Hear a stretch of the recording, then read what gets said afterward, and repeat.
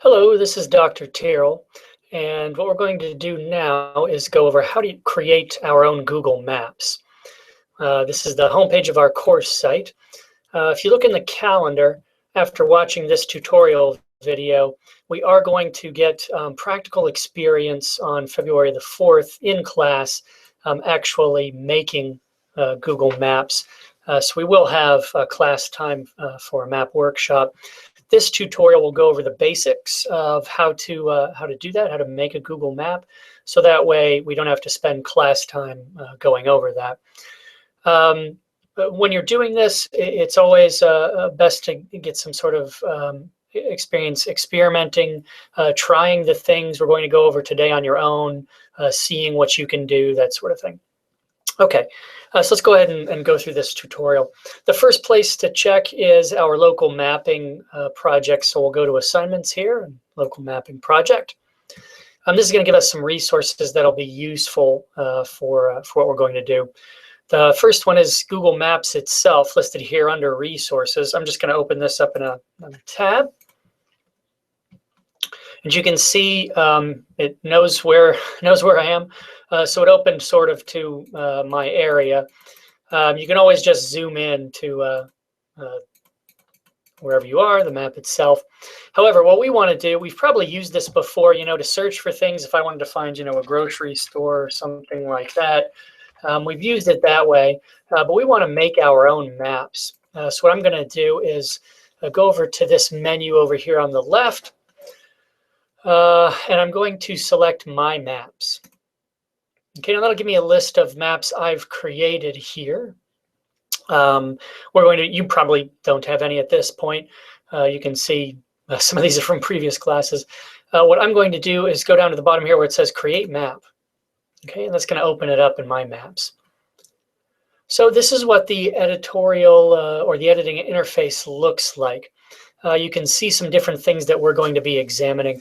Over here on the left, we have data about the map itself. You can see right now it's untitled. You can see it's got a layer.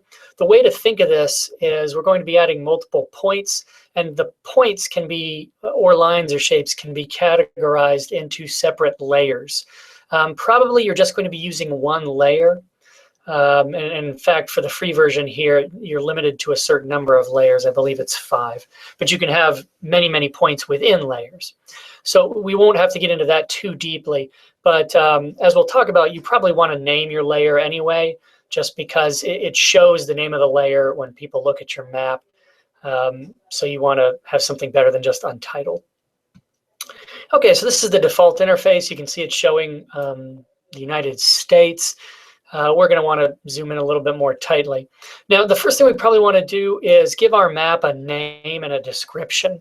It's going to want that when you try and share it anyway.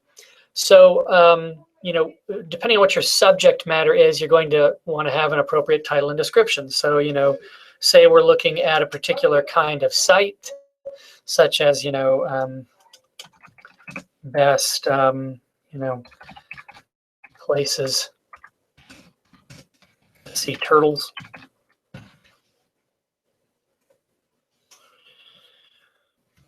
In fact, since that's almost a description, why don't we just call this Turtle Map? So best places to see turtles in Wilmington, NC, right? You could change this. It could be just on campus or something like that. Remember, we want to, for this project, keep our area local, although what that means is negotiable. Anywho, so now we've got a title, Turtle Map, and then a description. I'm going to go ahead and zoom in, and I could just zoom over to Wilmington, or you can actually still just search. So there's Wilmington. Now we'll add this just sort of as a search. I don't want that on my map, so I'm going to go over here and just remove it with this X. It's not actually on my map anyway, but because I've done a search, it lists all your searches. I'm just going to move that. Okay, why I mention that is because you can search for places, right? I mean, let's search for just UNCW, and it'll pull that up, and it gives you a description there. And you can actually add that directly to your map, but what we're trying to do is create our own sites, right? So we don't want to just add the already written stuff there, because we want to add our own content. We want to make changes. We don't want to just, slap together what's already there. That doesn't mean you can't find the location itself. This will give me a bead on the place, and then I can remove their stuff and add my own content, right? So if I, wanted to find, Greenfield Lake, if that's a good place for turtles, I could add it to my map here and remove this and then just add my own content, right? So that's one way to do things. You can actually just search and then add it to your map, add these points to your map. I'm going to remove these now. Or you can just zoom in and place them manually. If I think this is a particular place to see turtles, if in fact, that's one of the 5 for my research packet that I looked up and I found a lot of turtles there or whatever, you can see we have this editorial bar up here, right? Undo and redo, and then we've got these different sort of things for our icon. The hand just lets you move the map. These other things will let you add place marks, which is important, and then draw lines or shapes, and then even add directions. We're not going to pour over that, but it's something you actually can do. This will give you distances. We probably won't be doing that for our particular project. Okay, so first step is I want to go ahead and add a place mark that this is a place that you can see turtles. So I'm going to click on add a marker, and then I get this plus. I'm just going to plop it down right there. Right? So now I would provide a name for this particular point, right? Not the map, but for this point. So I don't even remember the name of this thing. Let me see if we can zoom in. It doesn't say.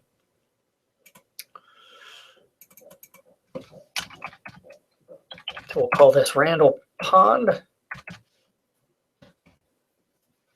And this is where I would add my textual content, right? Perhaps I want to provide something about what's there, box turtles. Oopsie,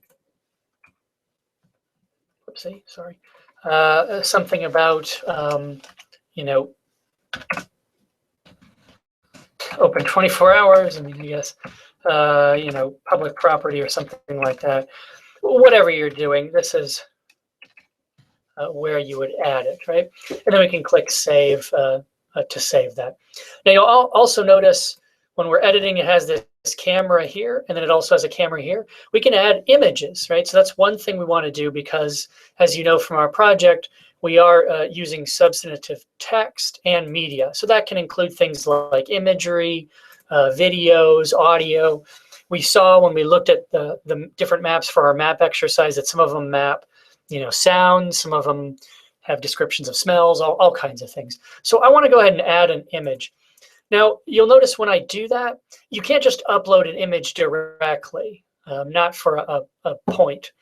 It wants a URL. So what that means is you have to have an image uploaded somewhere, and then you can provide the URL there. But you can't just drag an image, from your desktop onto this. Now, there are a million ways to get an image online. I mean, you can, upload it to a server. You can use something like Imager. So I'm not going to walk through the millions of ways you could do that. I'm just going to show you one way, and it's perfectly usable. If you're comfortable using other methods, that's perfectly fine as well. I'm just going to walk through one way, but this is by no means the only way to do it. What I'm going to do is go to photos.google.com, which is Google Photos. Right now, I don't have any. The reason why I'm showing you this method is because I know you have Google accounts. It was part of our introduction to the course, so I know you have this. So once you have one Google account, you have them all. Right now, I don't have any photos in there. I'm just going to take a photo that I already took,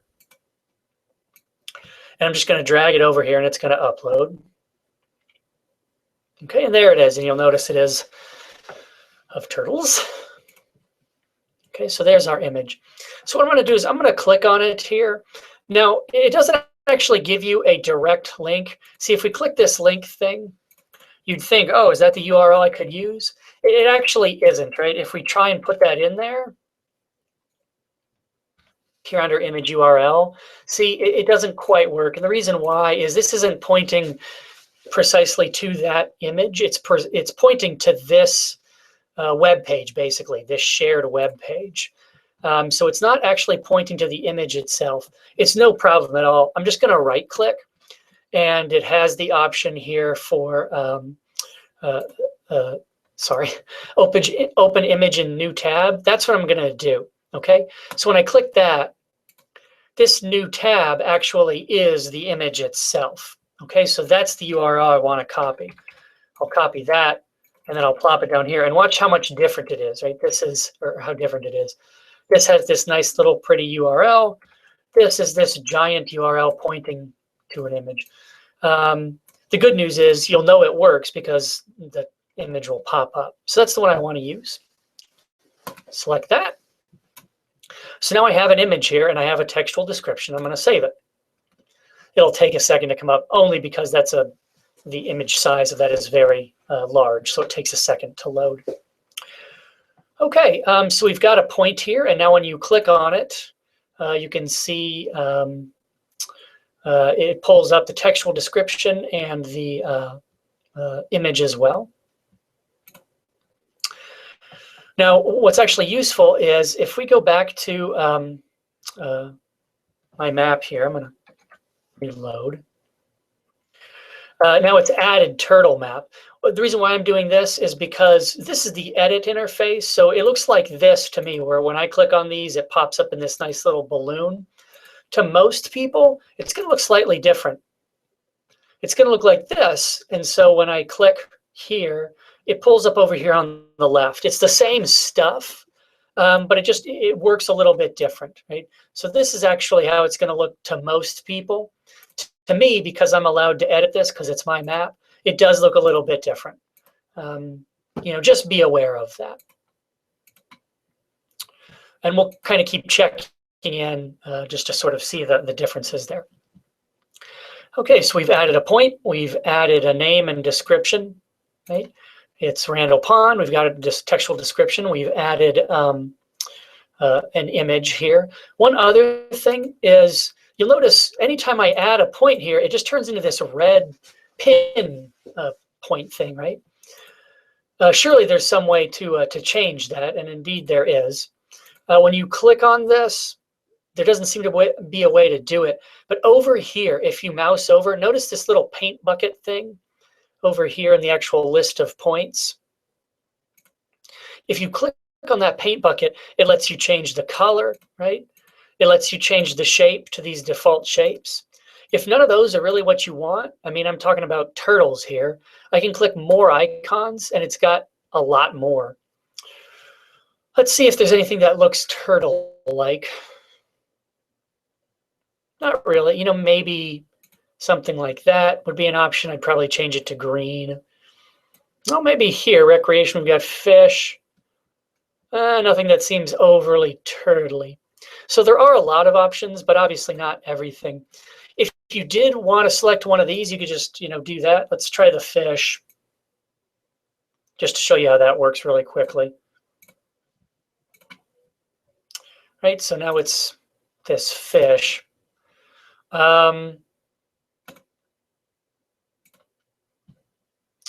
But if I really wanted something that's specific to my topic, which really I should, I mean, that's part of making a good map is making these kinds of rhetorical choices. I can go down here and click custom icon. And now again, I can use my own image. So I could, if I wanted to, use an image of a turtle. Just drag it up here. The difference for this is you actually can just drag an image here. You can't do that when you're talking about points, but when you're looking at these icons, you actually can just pull up images itself. It has access to your Google Photos, so that's another reason why I encourage using that. Or you can just drag it over. You can use your webcam to take a photo immediately.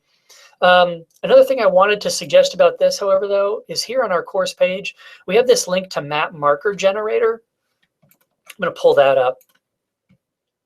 And this is just a website that is specifically for making icons for Google Maps. So it has all different kinds of things, you know, people, sports, nature. That might be an interesting one to check.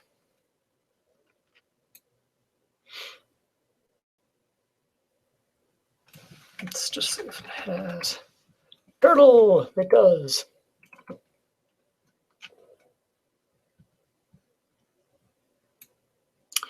So I can use that. I can use any of these markers, and I'll show you how to do that in a second. I can also, as it says down here, this is just an ad. Don't be fooled by this. I can set a custom color. Green actually is strangely apropos, but if I wanted to switch this to, you know, blue or something like that, I can select the color here and click generate, and it'll show you what happens. See how it makes new icons. I actually think green makes a lot of sense, so I'm actually going to go back to that. This looks good. And these right here, these are all just different variations of the icon. Now, as it says, it doesn't want you to hotlink or just directly link to this site. So it doesn't want you, as we did before, to open this in a new tab and then just use that URL. It doesn't want you to do that because that's a lot of traffic on their servers. As it says, please download and host the icons yourself. That's perfectly fine. What I can do is just right click. This is the one I want. And I'm going to save this image as, it's called Turtle 2. I'm going to put that just right here on my desktop. Okay, now it's downloaded. And then I can just drag that from my desktop over here. Oop. And that's my custom icon. You can see it listed down here. Click OK. And that's good to go. So now you can see I've got this nice turtle icon here instead of that generic, you know, red point. Okay, so there's a custom icon. Just to kind of show you how this works, if I wanted to add another, I'm going to back up here, add another point, I'd go through basically the same process. I'd click the marker, I'd, you know, put one here, I'd give it a name, you know. I don't know if our campus pod actually has a name. I should know that. You know, I'd put my description. If I wanted to add a photo I took of that area, I'd go through the same steps, right? And you can see what happens. I'd probably want to go ahead and use the custom icon that I used before, so I'm just going to select that. Maybe not, though. I mean, if you want to color code your icons to suggest different kinds of things, that's a rhetorical choice you can make, right? So let's say you want to use one icon for land sightings.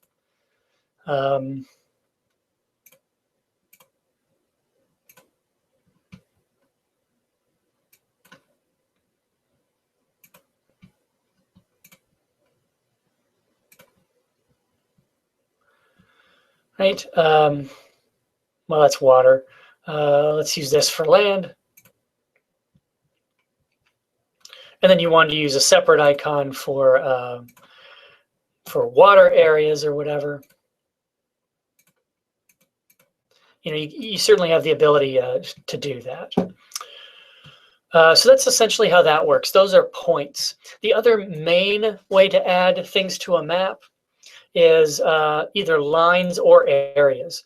So let's say I wanted to add a line here.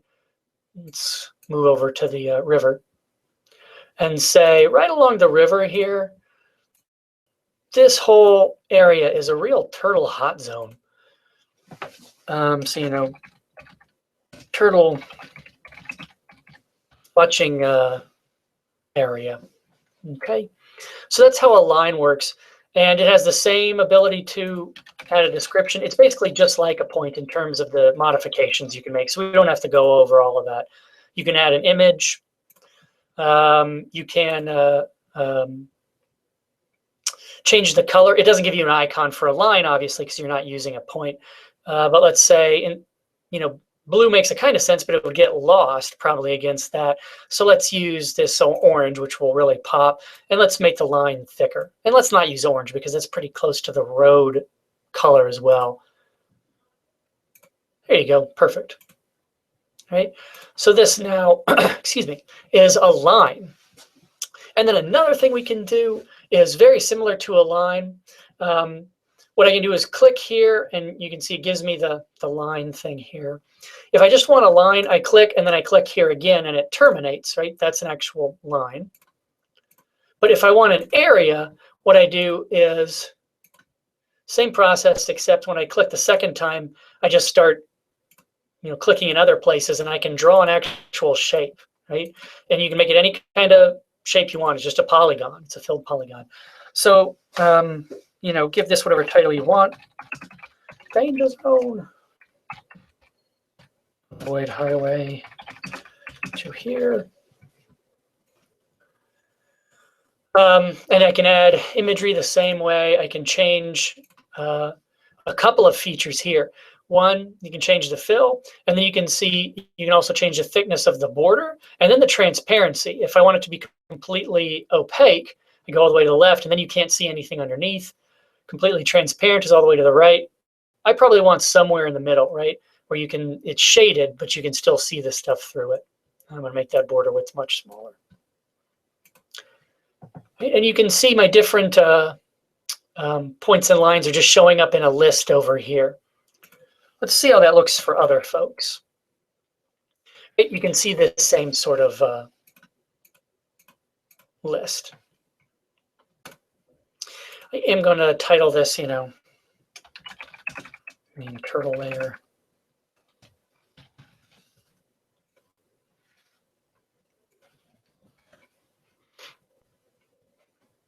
Right. We can see all my different, and you can select here, or you can actually just select this way, and it'll oh no, it won't. That's right, for others. It'll pull up the description when you click on it. Okay, so that's that. One other thing I wanted to show you here is you are able to add more than just imagery. You can also add video. Remember, for our project, it's asking for media, so that can be something in addition to text, like an image or a video. You can't add audio directly. You have to do a workaround where you just add a YouTube video that is basically a still with audio underneath it. That's the best way to do it. There's no easy way just to have audio play. The best thing to do is just a YouTube video with a still. So if you're going to include audio, I can walk you through how to do that. Process is very much the same. I'm going to add, instead of an image URL, a YouTube URL. YouTube is a Google property, so you have access to that. What you can do is upload video to YouTube. This is of my puppy, Boomer. And then you can actually, as it says, you just add the URL. Right? So I'm just going to, select the URL of YouTube video, add it here, and you can see it's functioning because it pulls it up. I'll select and save. And then you can see, instead of a still like we have with the turtle imagery, we've got this actual YouTube video. That's Boom when he was very little. He's a big dog now. We can see how that kind of works for others. Right? Same deal. It shows it over here instead of in that pop-up window. Okay, so that's the basics of how to create your own Google map. You create a new one. You give it a name and a title. Excuse me, a title and a description. You add points and lines and shapes, either through finding, and then you can actually add it to your own map, and then just delete the pre-existing information and edit your own stuff in there, or just by dropping your own place marks in. Right? Either way works. You can just select and drop yourself, and then adding textual descriptions and also substantive media like images, video, and then through video, audio as well. So it's the basics of how it works. You can, speaking of bases, you can change the base map. So instead of this kind of vector looking one, we can add the satellite base map, right? I'm not a huge fan of that because it gets so cluttered. Or these many different vector ones that kind of highlight different things more or less. I kind of like these instead of the default one because the icons tend to pop a lot better, right? So you can see in some of these, like here, the icons are much more clear. So you can select the base map that's going to work for you. I kind of like this one because it's an inverse. And that's the gist of it. The last thing is you want to know how to share your map with someone, right? How does anyone find this? How do they access it? It's important for what we're doing because you are going to have to turn this in by sharing your map. It's right up here where it says share. And if you haven't given it a name and a description, it'll make you do that. Right now, by default, it says private, right? All we want to do is go ahead and change this to either anyone with the link. That way, it's not listed anywhere. You can't find it through search, but anybody with the link, like me, can still get to it, right? So that's one option, or you can just make it public on the web, and then it's public and anyone can find it through search. I'm going to do that. And now this link right up here, that's what I would copy and then share. So when we're submitting our maps, that's all you're going to do is you're going to give me the link and I'll be able to find it because you've set this up correctly. I'm actually going to copy that and I'm going to use an incognito window. Why I'm doing that is it'll show me what it looks like to someone who's not logged in as me into my Google account. So this is what the map will look like. Right? You can see kind of how it works. We've got the name and the description. We've got the layer, and that's why you do want to name your layers because it does come up. So if it says untitled, it just looks a little sloppy. And then we can click on these, and it'll pull up, see the corresponding thing that gets highlighted. Campus Pond. Or you can actually just click them this way and it does the same thing, right? But that's the interface. That's what most people will see. Everyone basically beside you or any of your collaborators, but you're going to be doing this by yourself. So that's the gist of how it works. You can see I can get to the YouTube video there. Right? Those are the basics. I think that's all I wanted to cover for this tutorial. It's certainly enough for you to get started, right? Let's see, was there anything else? Oh, one last thing. By default, it arranges these just in the order that you make them, right? But probably you want to put these in some kind of order, these different points. You can actually just click these and drag them to reorder things. That comes up as a question all the time. How do I change that sequence? And that's all you have to do. And it's not necessarily intuitive. You just have to click and then drag it around and it'll do it. Okay, that's the gist of it. I don't want to bore you. So that's enough to get you started. As I said, after watching this video, which will be linked here, of course, on Thursday, the 4th, we are going to have a workshop where you're going to get some practice actually making your map. So we will have class time devoted to this. If you have any questions between now and then, you can always reach me by email or through my office hours. Okay, thanks a lot. I'll see you guys in class.